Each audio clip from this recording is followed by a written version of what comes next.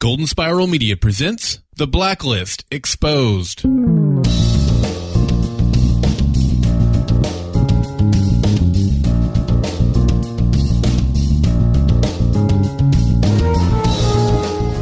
Hello, special agents. You have come to the right place. Welcome to The Blacklist Exposed. I am Agent Troy Heinrichs. We are here with a special edition of The Blacklist Exposed with our Season 1 special archive episodes. The following episode appeared on the TV Talk Network for Season 1 of The Blacklist, and we're bringing it to you here on The Blacklist Exposed, remastered and used with permission from TV Talk. We hope you sit back, relax, and enjoy this special episode from Season 1.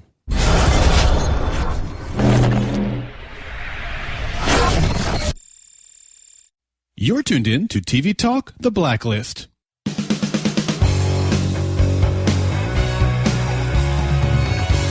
Welcome to TV Talk, America's #1 TV talk show network.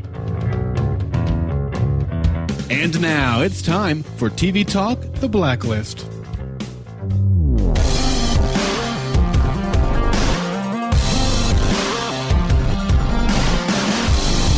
Red is back, and he's still calculating his moves, except now they are on a chessboard set for revenge. Welcome to TV Talk The Blacklist. I'm Troy. And I'm Dave, and we're here tonight to discuss number 106 on the Blacklist, The Good Samaritan, airing January 13th, 2014. Welcome to all the listeners listening via iHeartRadio, Stitcher, iTunes, and of course via the free TV Talk app for iOS and Android. It's good to be back, and what a great episode to come back into, Dave. Yeah, it was a really great concept tonight, having the two separate storylines, which kind of moved in unison, bringing our two main characters back towards each other as they continue this intertwining journey. So since we have two storylines, I'm going to let you flip the coin. Which would you like to go with, the Red story or the Liz story? Oh, they're both so good. Red story. Red story. Okay. So Red has obviously gotten away from Onslow Garrick from our previous episodes, and he is now, I think, mourning the death of his compadre there, I would assume. Is that not correct? Yeah, exactly. He is seeing red, if you will. Definitely. He's out for revenge. And he basically is going through the list. I was trying to figure out if he was going to all the people that worked with Mr. Apple Eater, because he did reference the apple eating in the first interview he had going on there. Right. And then from there, he's basically going down the line, and I assume trying to find out all the people involved with the Onslow operation so that he can come back and figure out how to take care of business. Right, exactly. He's trying to find out kind of the flow of money, who paid for what, where did this all come from, and he's taking the people out one by one as he gets the information he needs. And it seems like he's just going around getting the information, and then they did a really good job throwing in Johnny Cash's Man Comes Around. Great track, obviously thrown in there to basically describe the mood Red is feeling, because as they go through this kind of montage of interviews, then they go through a montage of all of them dead. Yeah, you see them all kind of laid out execution style, kind of gangland slaying type of stuff. But yeah, that Man Comes Around song, that's been used in numerous films, and it's just a dark, kind of a depressing song, but it really fit perfectly into the mood. So the real question becomes, is he angry, frustrated? If you're Red, what kind of feelings do you have that you've basically been kind of gotten the upper hand on? Yeah, it really seemed revenge. I mean, just to look in his eyes, James Spader played it so perfectly. I mean, this was a ruthless Red Reddington. There was no compassion in him at all. And of course, the big thing that he has to find out in this whole kind of hunt is who's the person that kind of paid for the entire job. And I thought this was probably Red at his best when he comes to the nightclub and starts interrogating. Well, first he takes out the entire nightclub. He comes in guns blaring, doesn't he? Oh man, I thought for sure that somebody would get the drop on him. I mean, he just basically went around and cased the entire joint in the full 360. Yeah, and then we move into some straight torture. I mean, he's pouring vodka on this guy and, threatening him with the matches, and it's just crazy. So this is something to keep in mind, right? Because they always show the waterboarding sequences in a couple shows. 24 and Scandal had some waterboarding going on. So this would be a different thing to actually waterboard somebody with a bottle of vodka. Exactly. And that particular scene ends so beautifully with him lighting you think he's going to light him up with the match, and instead he just sticks the cigar in the guy's mouth. So the ash is getting ready to drop. I love how he flicks. I mean, it was so perfectly directed and perfectly framed in the shot when he takes that match and he just flicks it at him. But the flick is actually to put it out, not to actually light him on fire. And then he kind of chucks it behind him.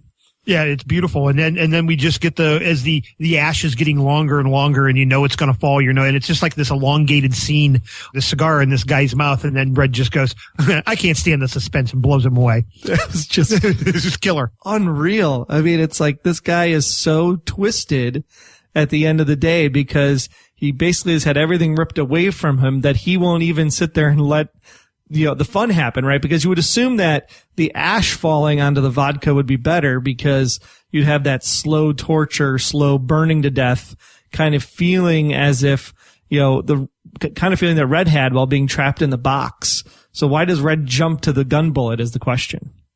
He just can't wait. He's like a kid in the candy store. Oh, man. and we kind of see even more of that side as we move through the episode and the storyline progresses. It all seems to be heading towards, on the Red end of things, he's trying to find out where the money came from that was used to pay for this hit on him. And it all heads to the banker, which is somebody, of course, that Red knows, and he shows up at this banker's home. And it obviously seems like they've done business together themselves through Red's dealings in the kind of cartel he's running, I guess, if you want to call it a cartel. But, he's basically done business transactions with Henry before, and he basically says, I'd like to meet the wife, but not tonight. Right. But Henry comes home from wherever he was at. There's Red. And that whole scene, the scene around the table was very reminiscent of the movie Taken. Remember the Liam Neeson movie Taken? Absolutely. There is a scene that's very similar to that when he comes up to his old French police buddy, is confronting him in front of his wife and with the kids in the house. And it was just very tense, as this scene was also very tense. And at first it seemed like it was going to go over very peacefully. I actually thought we might see the Stroganoff hit the table.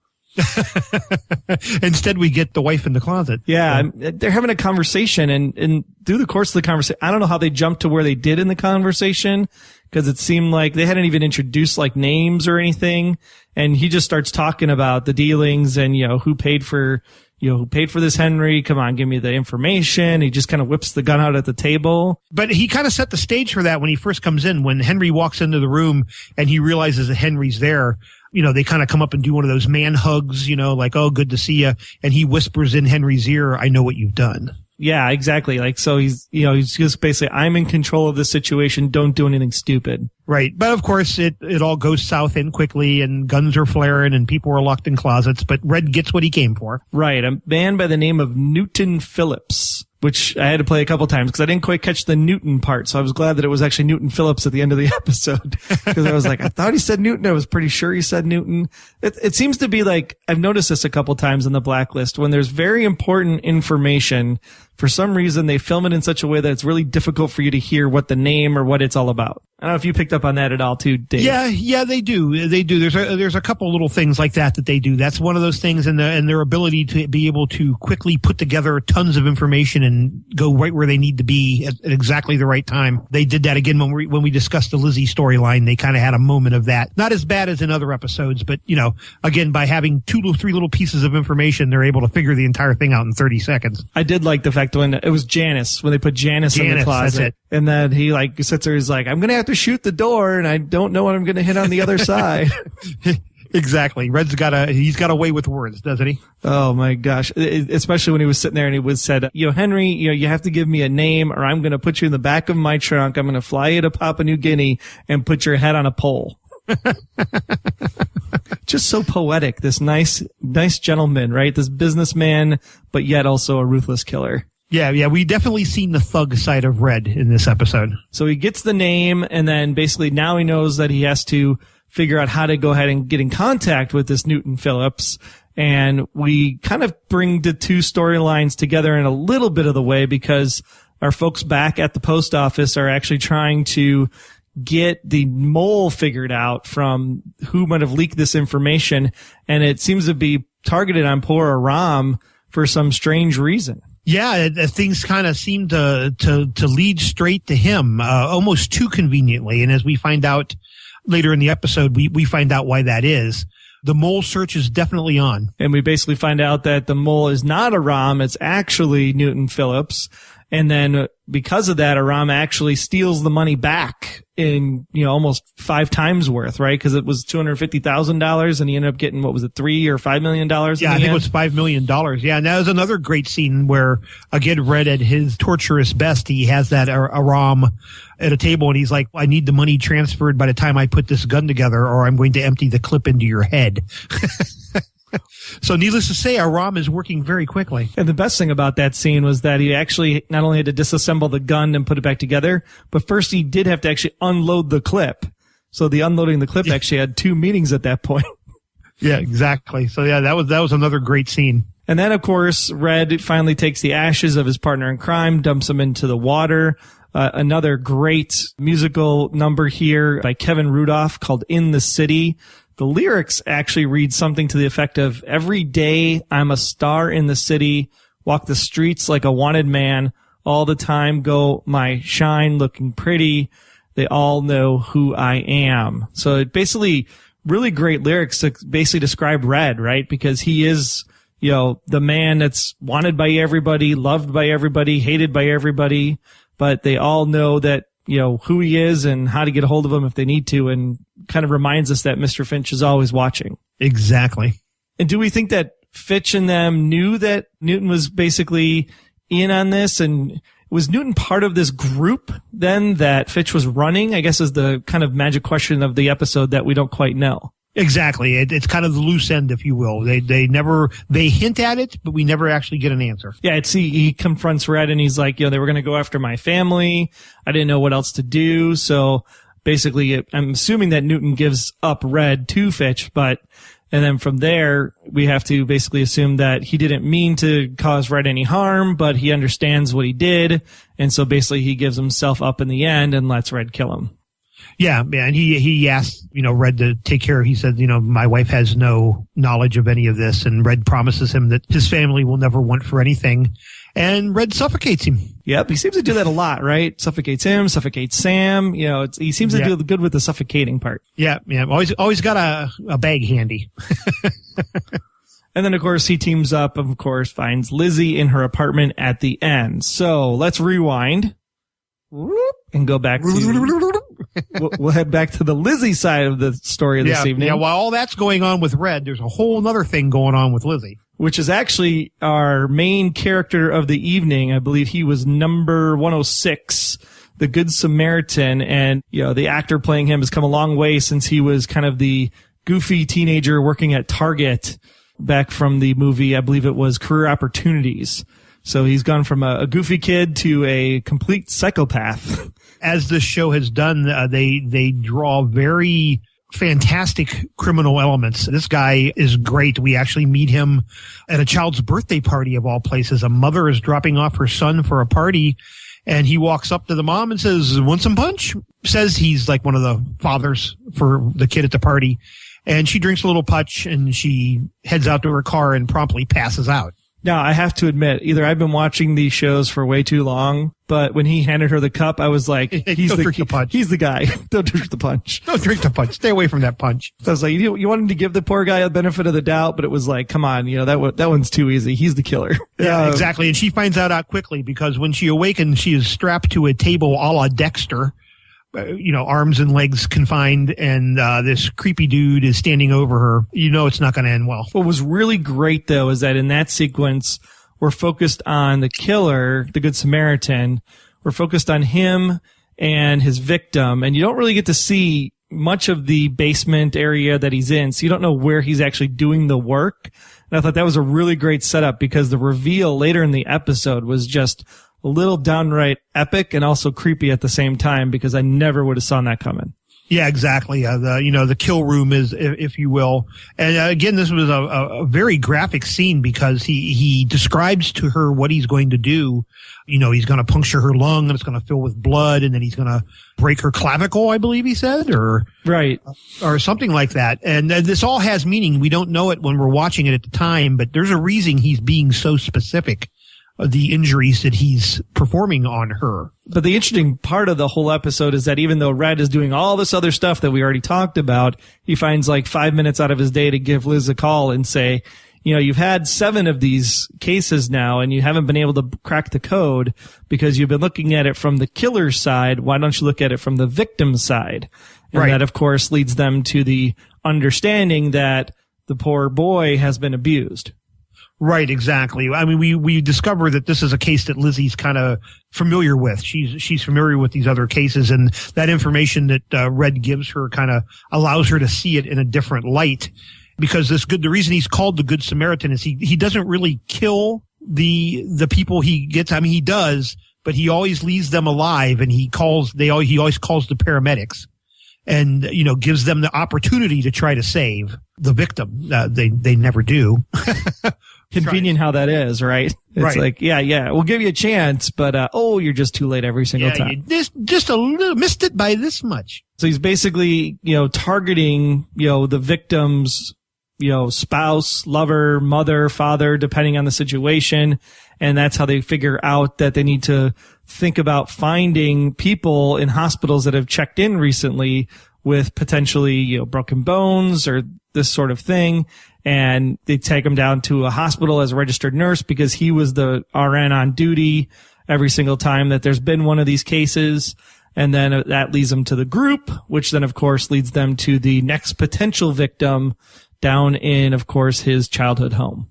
Exactly. And I thought I really liked the reveal when they figured out that the people who are showing up dead had loved ones who had the exact same injuries. Like with the mother, the son had been hospitalized with a punctured lung and a broken clavicle, and how they put that all together. I really thought that was quite ingenious. I had never seen that done before. And for the first time, I think this was one where it actually kind of paced itself very well. They didn't kind of jump to the conclusion like, oh my gosh, they're in a church, or oh my gosh, they're right down here. Exactly. They did a much better job of it this time. Although they still did that though. She put that whole thing together with the childhood home thing, put it together very quickly, but at least made sense this time.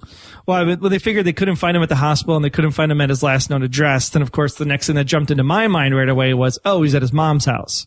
Right. Right. And so then, of course, we see his mom, sitting in this chair. He kind of puts on whatever it was, Price is Right or something, turns up the volume so that she can't hear what's going on downstairs.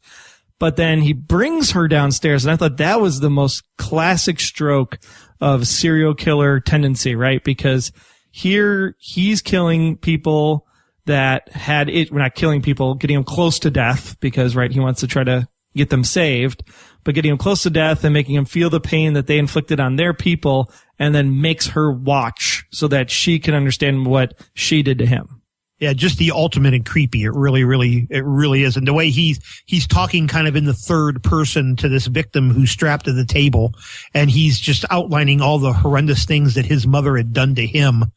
Like she's not even there, but just saying it right to her face. And it really was. It was kind of uncomfortable to watch, frankly. The one thing that I couldn't figure out, though, was she strapped into the chair? Was she a prisoner? Was she able to get up and walk away?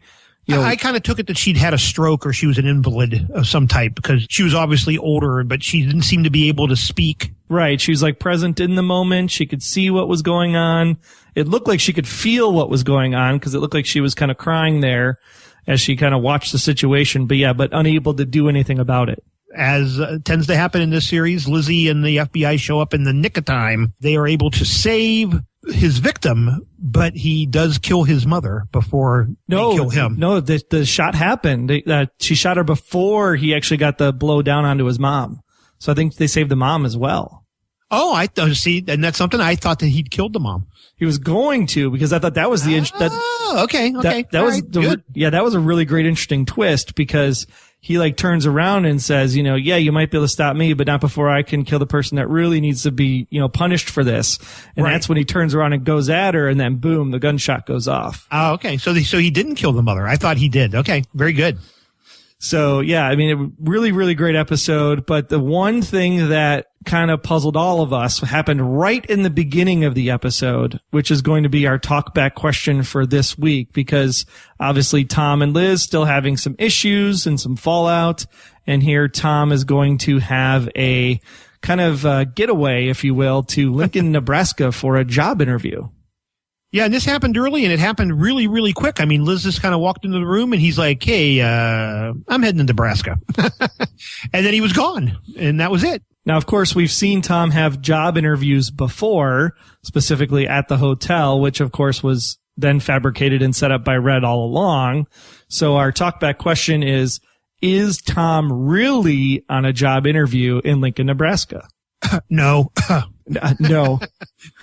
We still say there's something foul going on with Tom. There's something not right there. Something not right. Well, let us know what you think. Is Tom really on a job interview in Lincoln, Nebraska, or is he just trying to avoid the situation and not really have the conversation with Liz? And just remember, to answer that talkback question, you just use the talkback area. It's in the center of the app, and you can let your thoughts be heard.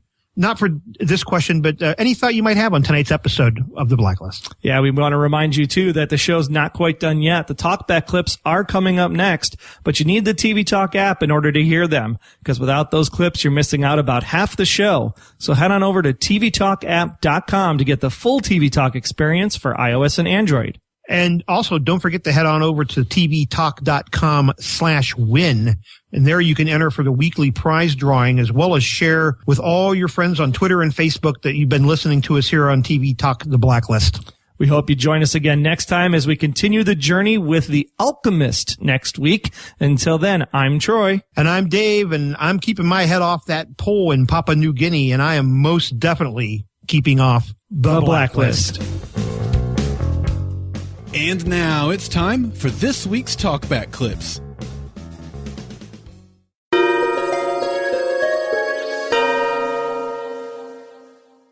We hope you enjoyed this special version of The Blacklist Exposed, previously aired on the TV Talk Network and used with permission. Until next time, I'm Agent Troy Heinritz. That's at Troy Heinritz on Twitter. And if you want to learn more about me, just visit, about.me/Troy Heinritz.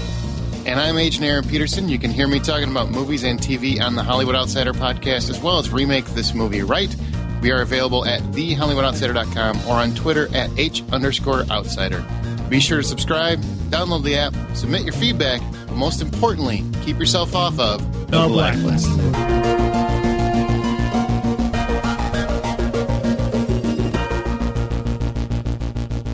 The Blacklist Exposed is a Golden Spiral Media production. Find more of our great podcasts at goldenspiralmedia.com/podcasts.